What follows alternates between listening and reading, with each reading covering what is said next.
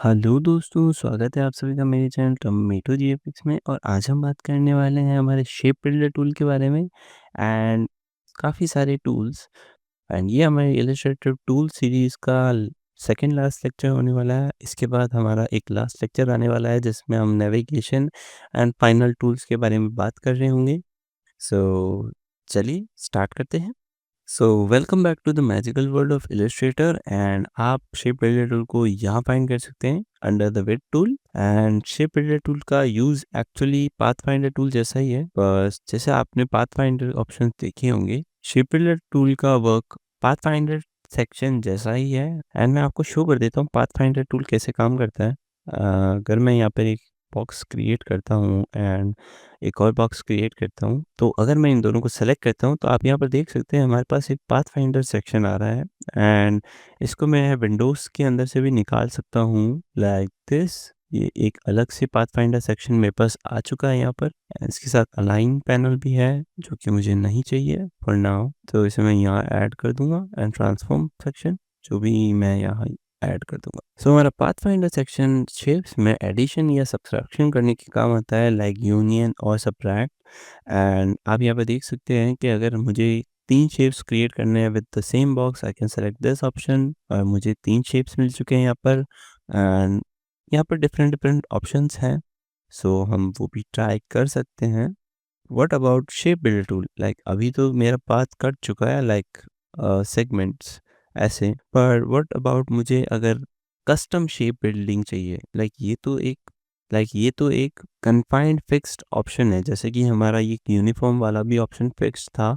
हमें confined fix option नहीं चाहिए, हमें चाहिए एडिटेबिलिटी एंड कस्टमाइजेबिलिटी। सो मान लीजिए मैंने एक सर्कल क्रिएट करा है एंड मैंने एक और सर्कल क्रिएट करा है और मुझे इसमें यह वाला पार्ट और मुझे इसमें ये वाला पार्ट चाहिए, बट ये वाला पार्ट मुझे रिमूव करना है।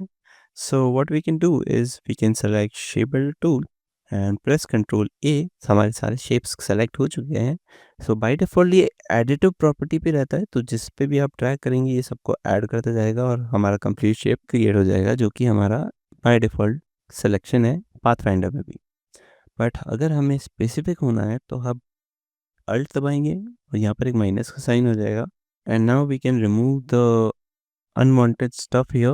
लाइक मुझे ये सर्कल हटाना है एंड मुझे ये सर्कल हटाना है एंड मुझे ये वाला पार्ट हटाना है। तो अब हमारे पास ये डिज़ाइन बचा है एंड ये एक कस्टम सिलेक्शन है जो हम पाथ फाइंडर से कभी नहीं क्रिएट कर सकते। एंड जैसा कि मैंने आपको शुरुआत में इन रोटेट टूल बताया था कि हम कुछ पैटर्न्स क्रिएट करते हैं, वो भी हम शेप बिल्डर टूल से ही क्रिएट करते हैं। लाइक जब हमारे पास शेप बिल्डर टूल का एक प्रीसेट हो लाइक दिस लीफ हियर, और हम इसके बाद में इसको ऑब्जेक्ट प्रॉपर्टीज में ले जाकर रिपीट कर दें like this. So as you can see, we can create many things with shape builder tools, and after that we can create some more stuff with the created shape builder tool thing. So this is what shape builder tool is used for. Now let's suppose you are done with shape builder tool, but आपको specific colors भरने हैं in specific sections of this flower. For now आप देख सकते हैं कि ये एक पूरा का पूरा complete ग्रुप्ड शेप है एंड इसको हम एडिट नहीं कर सकते। स्पेसिफिक को एडिट करेंगे तो हमारे सारे कलर्स चेंज होंगे अकॉर्डिंगली। सो हम इसको स्पेसिफिकली ऐड नहीं कर सकते, तो हमें इसे सबसे पहले एक्सपैंड करना होगा like this. And now it is expanded and it is a grouped shape. और हम इसमें लाइव पेंट बकेट का यूज़ कर सकते हैं। जो लाइव पेंट बकेट है वो एक्चुअली स्ट्रोक्स के लिए काम आता है। एंड अगर यहाँ पे हम स्वचेज़ में जाकर कोई एक कलर चूज़ करते हैं जैसे ब्लैक, तो आप यहाँ पे देख सकते हैं जैसे मैं एरोज़ दबा रहा हूँ कलर्स चेंज हो रहे हैं इन द पैनल। एंड स्वचेज़ में भी देख सकते हैं मैं कलर्स को आगे पीछे कर सकता हूँ विद एरोज़। एंड नाउ अगर मैं यहाँ पर क्लिक करता रहूँ या कलर्स को चेंज करता रहूँ तो हम एक डिज़ाइन क्रिएट कर पा रहे होंगे। सो हमने कुछ पैटर्न्स क्रिएट कर दिए हैं with live paint bucket tool. And इसका एक और एग्जांपल मैं आपको ज़रूर देना चाहूँगा। अगर हम कुछ कॉम्प्लेक्स शेप्स क्रिएट कर दें विथ आवर सर्कल और एनीथिंग एल्स, जैसे कि मैं यहाँ पे क्रिएट कर रहा हूँ लाइक दिस एंड यहाँ पे आप देख सकते हैं हमारे पास कुछ शेप्स क्रिएट हो चुके हैं इंटरनली। एंड अगर उन्हें भी मुझे कलर करना है तो मैं इसके साथ कर सकता हूँ वो भी, अगर मैं डिफरेंट कलर चूज़ करता रहूँ, like this, like this, like this, like this and like this. So what we are doing is we are not destroying the shapes.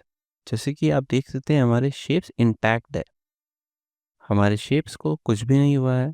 अगर हम उनको मिक्स करते हैं या ओवरलैप करते हैं विद डिफरेंट शेप्स, तो उनका जो ओवरलैपिंग कलर है वो चेंज हो रहा है सिर्फ। एंड यहाँ पर एंड यहाँ पर आप देख सकते हैं हमने एक भी ओवरलैप शेप यूज़ नहीं करा है, तो ये सारे के सारे इंडिविजुअल एंटिटीज़ है और ये एक दूसरे के साथ कुछ भी इंटरैक्ट नहीं करेंगी। बट इन दिस केस हमारे पास ओवरलैपिंग एंटिटीज़ थी, तो हमने एक ओवरलैपिंग इंटरपोलेशन क्रिएट करा है लाइक दिस। एंड इसमें आप पैटर्न्स और दूसरी चीज़ें भी डाल सकते हैं, जैसे मैंने यहाँ पे पैटर्न डाल दिया है। You can do that with patterns also. So आप देख सकते हैं जैसे कि हमने पैटर्न को इंटरपोलेशन में डाला है, तो हम अगर इन दोनों शेप्स को ओवरलैप करेंगे तो हम पैटर्न को देख पाएंगे।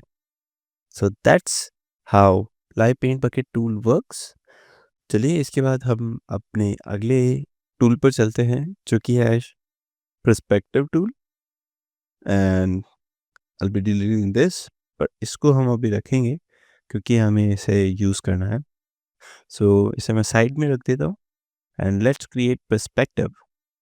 सो डैम, अगर हम जैसे ही पर्सपेक्टिव टूल पे क्लिक करते हैं, हमारे पास एक पर्सपेक्टिव ग्रिड आ जाती है पूरी की पूरी, जो कि एक एंड तक जाती है। हम इसको इंक्रीज एंड डिक्रीज भी कर सकते हैं अकॉर्डिंग टू आवर नीड। जैसे कि मुझे इस आर्टबोर्ड में वर्क करना है, तो मैं पर्सपेक्टिव ग्रिड को ऐसे इंक्रीज़ कर दूँगा एंड ग्रिड को मैं कहीं तक भी ले जा सकता हूँ, जैसे एंड तक मुझे ये ऑरेंज ग्रिड ले जानी है। And this also like this. And इसका मैं एक हाइट पर्सपेक्टिव भी सेट कर सकता हूँ, जैसे मैं अगर बिल्डिंग को ऊपर से देख रहा हूँ या नीचे से देख रहा हूँ। अगर मैं इस पॉइंट को पकड़ता हूँ, तो आप देख सकते हैं मैंने बेस को हिलाया है एंड नाउ बेस को मैं ऊपर नीचे करा है। एंड फ्रॉम टॉप अगर मैं इसको छेड़ता हूँ, तो हमारा जो पर्सपेक्टिव ग्रिड है उसका हाइट हम क्रिएट कर सकते हैं। सो this was simple perspective. And आप देख सकते हैं ये एक हाइट का पर्सपेक्टिव है। अगर मुझे नीचे ले जाना है तो मैं मिडल में आ जाऊँगा। अभी मैं बिल्डिंग के मिडल में हूँ।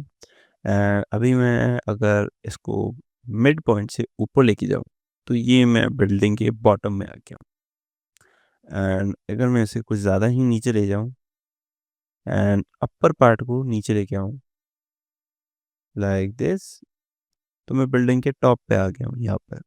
तो मैं ऐसे एक 3D बिल्डिंग क्रिएट करने की कोशिश करता हूँ आपके सामने।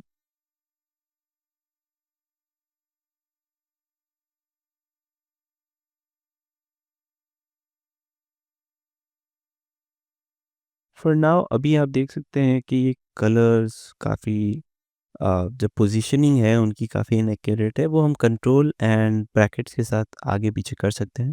तो डिपेंडिंग ऑन आवर नीड हम कंट्रोल फॉरवर्ड या फिर कंट्रोल बैकवर्ड ले जा सकते हैं हमारे स्क्वायर ब्रैकेट्स के साथ। कंट्रोल प्रेस करना ज़रूरी है। So this is how we create a simple building. अभी मैं पर्सपेक्टिव टूल से एक बार एग्ज़िट करूँगा। हाँ, एग्ज़िट करने के लिए यहाँ पर हमें एक स्मॉल सा हाइड ग्रिड का ऑप्शन दिखेगा। बहुत ही ज़्यादा स्मॉल है, तो आप थोड़ा स्पेसिफ़िक कर सकते हो उसके साथ। एंड जैसे ही इसे हटाऊँगा, हमारा जो बिल्डिंग है वो रेडी होगा, वो हमें मिलेगा। And I will be just going back to the perspective grid and selecting this option over here. And जब मैं इसमें पर्सपेक्टिव सिलेक्शन टूल यूज़ करता हूँ, तो मैं सब चीज़ों को सेलेक्ट कर पाऊँगा और पर्सपेक्टिव में कितना भी बड़ा क्रिएट कर सकता हूँ लाइक दिस। बट अभी मैं इसे थोड़ा-सा बस यहाँ तक लाना चाहूँगा। एंड हमारा पर्सपेक्टिव डाउन वाइज़ भी सही है, हम फेस कर रहे हैं, but that's not big issue. And मान लीजिए मुझे एक नॉर्मल शेप है जो यहाँ पर क्रिएटेड है एंड मुझे इसे यहाँ पर पेस्ट करना है। तो वो मैं कैसे करूँगा? मैं पहले साइड को सेलेक्ट करूँगा पर्सपेक्टिव ग्रिड टूल में जाके लाइक दिस। मैंने ये साइड सेलेक्ट कर लिया है। फिर मैं शेप को सेलेक्ट करूँगा और जैसे ही मैं इसे ड्रैग करूँगा, आप देख सकते हैं, जस्ट क्लिक एंड ड्रैग, आप देख सकते हैं ये हमारे पर्सपेक्टिव ग्रिड में आ चुका है। मैं अभी के लिए अल्ट दबाऊँगा ताकि मुझे एक कॉपीड ऑब्जेक्ट मिले एंड इसे मैं आगे ले आऊँगा। एंड आप देख सकते हैं इसको मैं बड़ा, छोटा, रीसाइज़ सब कुछ कर सकता हूँ यहाँ पर लाइक दिस। हमने इसे छोटा कर दिया है एंड हियर इट इज़। इसके साथ हम अपनी टेक्स्ट को भी अरेंज कर सकते हैं। उसी तरीके से सेम मेथड हमने टेक्स्ट को यहाँ रखा है। मान लीजिए इसको थोड़ा बड़ा कर देते हैं अभी ताकि आपको विज़िबल हो एंड इसका वाइट कलर मैंने इसलिए दिया है अभी के लिए क्योंकि मुझे पता है कि बिल्डिंग के अंदर जाने पर वो थोड़ा-सा चेंज होगा। सो टेक्स्ट को भी हम यहाँ पे ले आएँगे like this and one thing to be noted कि पर्सपेक्टिव ग्रिड के अंदर जाते ही वो एक्सपैंड हो जाएगा तो आप अपना टेक्स्ट वहाँ एडिट नहीं कर सकते। बट हाँ, आप उसका कलर चेंज कर सकते हैं। So this was how perspective tool works and shortcut for it is shift V। सो आप यहाँ पे देख सकते हैं हमारी बिल्डिंग रेडी है। इसमें काफ़ी ज़्यादा कस्टमाइजेशन हो सकते हैं जैसे कि ग्रेडियंट्स ताकि ये थोड़ा एक और डेप्थ ऑफ फील्ड हमको प्रोवाइड करे एंड सो मेनी थिंग्स। सो वो मैं आपके ऊपर छोड़ता हूँ कि आप इसको कैसे कस्टमाइज़ करना चाहते हैं, कैसी-कैसी चीज़ें इसके ऊपर क्रिएट करना चाहते हैं। That's completely on you. After perspective tool हमारे पास है mesh tool and shortcut for mesh tool is U and mesh tool selected object पे वर्क करता है जैसे कि कोई शेप है वेक्टर शेप एंड उसमें मैंने कुछ एक पॉइंट्स दे दिए एंड वो एक कटिंग पॉइंट्स क्रिएट करेगा एंड इंटरसेक्टिंग पॉइंट्स भी। एंड अगर मैं एक पॉइंट को सेलेक्ट करके यहाँ पर डार्कन कर देता हूँ लाइक दिस एंड ये मैं कॉपी कर रहा हूँ कोड क्योंकि ये हमारे साथ आगे भी काम आएगा।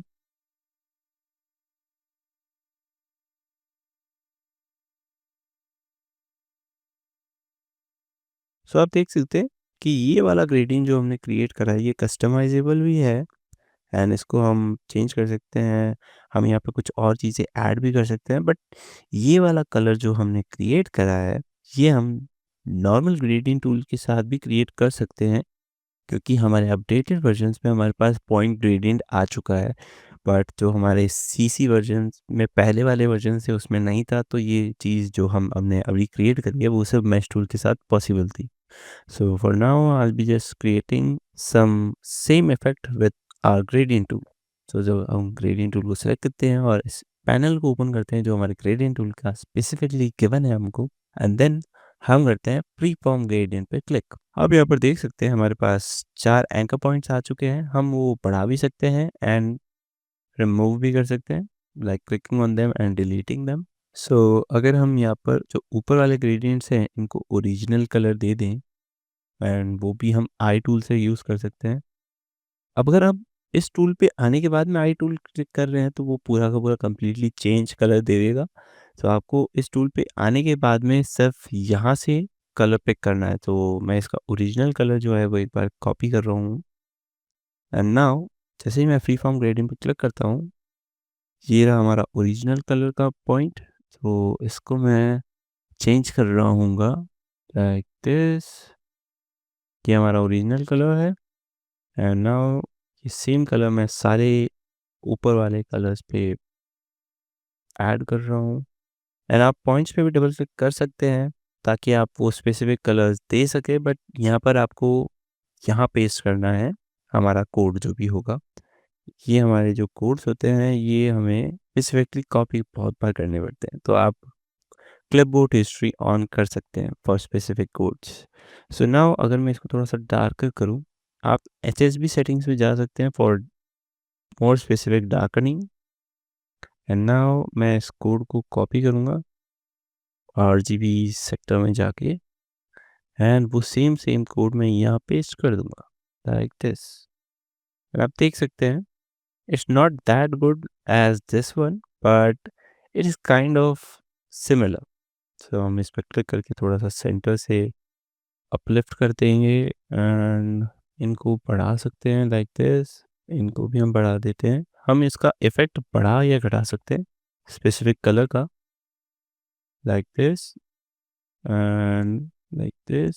सो आप देख सकते हैं हमने side by side 2 gradients create कर रहे हैं, ये हमारा अपडेटेड टूल के साथ है एंड ये ज़्यादा डिस्ट्रक्टिव नहीं है विद द शेप, बट ये ज़्यादा डिस्ट्रक्टिव है क्योंकि मेश टूल काफ़ी ज़्यादा डिस्ट्रक्टिव है। बट अगर आपको कस्टम शेडिंग्स चाहिए तो आप मेश टूल के साथ जा सकते हैं। मेश टूल्स में और भी ज़्यादा यूजेस है तो आप उसको ऑनलाइन सर्च कर सकते हैं। Don't stop here, explore the mesh tool क्योंकि वो भी काफ़ी ज़्यादा यूज़फुल है। सो टिल नाउ मैं आपको ग्रेडिंग टूल बता चुका हूँ, मेश मेश टूल बता चुका हूँ एंड आई ड्रॉपर टूल मैं आपको शॉर्ट में समझा देता हूँ। आई ड्रॉपर टूल मेनली आपका कलर पिक करने के लिए काम आता है, जो भी आप स्पेसिफिक कलर पिक करना चाहें, यहाँ पे जैसे आप देख सकते हैं। एंड ये सिर्फ कलर पिक नहीं करता, ये कलर को रिलीज़ भी करता है। सो कलर को रिलीज़ ये ऐसे करता है कि अगर आपने कलर को पिक कर लिया है, जैसे मैंने ये येलो कलर पिक करा है, तो हम अपने मेश में वो कलर फिल अप कर देंगे, जैसे कि आप देख सकते हैं हियर हमने अपने मेश में कलर फिल अप कर दिया है। एंड जैसा कि आप जानते हैं कि मेश में कुछ पार्ट्स क्रिएट हुए हुए थे तो इसलिए कलर कुछ स्पेसिफिक पार्ट पे फिल अप हुआ। बट इस साइड पे आने पर अगर हमने एक बार भी क्लिक करा तो हम पूरा का पूरा कलर फिल कर रहे होंगे। So this was about eyedropper tool and ये भी काफ़ी ज़्यादा डिस्ट्रक्टिव है if not used properly. This is how our eyedropper tool works. And चलिए हमारे लास्ट टूल पे चलते हैं जो कि इस क्लास का लास्ट टूल होगा। एंड आफ्टर दिस क्लास हम सिर्फ artboard tool and hand tool के बारे में बात कर रहे होंगे क्योंकि बाकी टूल्स इसमें काफ़ी यूज़फुल नहीं है। हम इन 3 टूल्स को लास्ट कवर करेंगे and these 3 tools are pretty basics और आप इनको एक बार के लिए जस्ट इंट्रो के लिए रिसर्च आउट कर सकते हैं, एक्सपेरिमेंट भी कर सकते हैं। इन पे मुझे वीडियो बनाने का कोई सेंस नहीं लगा क्योंकि ये इतना ज़्यादा यूज़फुल नहीं है। And these chart tools are very very easy. इनको आप जस्ट ड्रैग एंड ड्रॉप करिए, इसमें कुछ डिटेल्स फिल अप करिए एंड आपका चार्ट रेडी होगा। So not a specific use but हाँ, आप इनको यूज़ कर सकते हैं for creating PPT charts. So इनको जस्ट एक्सपेरिमेंट करिए, यूज़ करिए, काफ़ी यूज़फुल होंगे। सो हम थे हमारे ब्लेंड टूल पे एंड ब्लेंड टूल को मैं यूज़ करता हूँ मेनली फॉर टेक्स्ट इफेक्ट्स। सो मान लीजिए मैंने एक टेक्स्ट लिखा है एंड टमेटो को मैंने लाइक अभी एक ब्लैक कलर दिया हुआ है, हम इस बिल्डिंग को अब हटा सकते हैं, हमें इनकी ज़रूरत नहीं। एक जगह मैंने टोमेटो को ब्लैक रखा है और दूसरी जगह मैंने टोमेटो को रेड रखा है। एंड नाउ अब इन दोनों पे क्लिक करके अगर मैं ब्लेंड टूल को यूज़ करके इन दोनों पे क्लिक करता हूँ वापस, तो आप देख सकते हैं कुछ स्टेप्स क्रिएट कर रहा है ये ब्लेंड के। एंड नाउ अगर मैं इस पे डबल क्लिक करूँ इस टूल पे एंड स्मूथ कलर की जगह मैं स्पेसिफिक स्टेप्स पे क्लिक करके स्टेप्स को बढ़ाऊँ, आप देख सकते हैं नंबर ऑफ स्टेप्स इंक्रीज हो रहे हैं बिटवीन दोज 2 ऑप्शंस। एंड अगर मैं इनको काफ़ी ज़्यादा कर दूँ तो ये अच्छे से ब्लेंड हो जाएंगे और कम रखूँ तो ये थोड़ा-सा एक अलग पैटर्न क्रिएट कर रहे होंगे। एंड नाउ अगर मैं इन एक्सटर्नल शेप्स को एडिट करता हूँ, जैसे कि मैं इसका स्ट्रोक बढ़ा देता हूँ, जैसे वाइट कर दूँ, तो वो through out the channel work कर रहा होगा। लाइक इसको मैं अगर कंप्लीटली वाइट कर दूँ तो ये कुछ ऐसे इफ़ेक्ट्स दे रहा होगा। एंड अगर मैं इसको वाइट की जगह ब्लैक कर दूँ, तो ये कम्प्लीटली अलग इफ़ेक्ट दे रहा होगा। एंड आप पेन टूल को अपने हिसाब से यूज़ कर सकते हैं, जैसा आपको इसमें यूसेज दिखे। एंड पेन टूल और भी काफ़ी जगह यूज़ होता है, जैसे कि some kind of spine design, so add to spine करके भी हम करते हैं। वो मैं इफ़ेक्ट आपके साथ बाद में शेयर ज़रूर करूँगा in hour later on videos, so stay tuned for that also. And for now, this is our blend tool, easy design and easy workflow। And आप देख सकते हैं इससे हमने एक 3D टेक्स्ट इफेक्ट क्रिएट करा है। So that's it about today's lecture. And आपको कोई भी कंफ्यूजन हो या फिर कोई भी सजेशंस हो, आप ज़रूर कमेंट में ऐड करें। And that's it for this tutorial and see you in the next video. Till then, stay safe, stay active and take care.